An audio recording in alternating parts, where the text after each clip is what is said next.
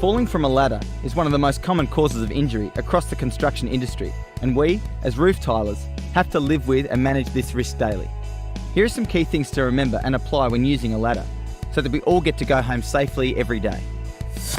Step 1. Pre-job assessment. The key part of starting any job, large or small, is to go through a thorough pre-start process. As part of the pre-start, make sure everyone on your crew is qualified, trained and experienced in what they will be doing, and everyone knows what to do that day. Check with your supervisor if you're not sure. A quick call can help prevent injuries and accidents. Check the area where you're going to be using a ladder for any hazards and risks that may affect you, putting the best controls in place before starting work. Make sure everyone on the crew is fully aware of and familiar with the emergency response plan in case someone does have a fall. Step 2. Choosing your ladder. Industrial grade straight ladders are a must in our industry, so check the label on your ladder to make sure you're using one. The ladder needs to be in good condition and well maintained.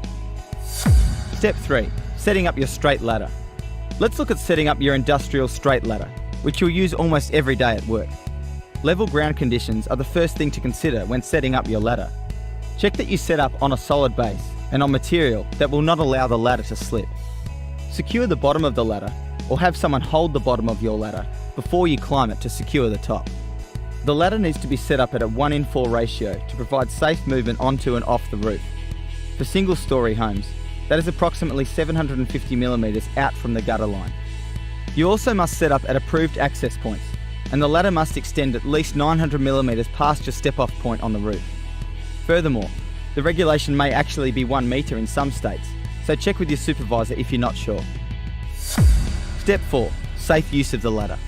Once you've safely set up, it's important that only one person is on the ladder at a time, and that they always go up and down with 3 points of contact. Where possible, you should use other equipment or systems to get materials up to the roof. Where you need to work off a ladder, stay at least 900mm below the top of the ladder, and as a rule of thumb, work with your belt buckle between the ladder stiles at all times to prevent overbalancing.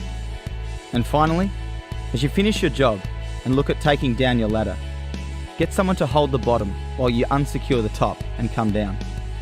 The roof tiling industry does not recommend using a step ladder to access the roof.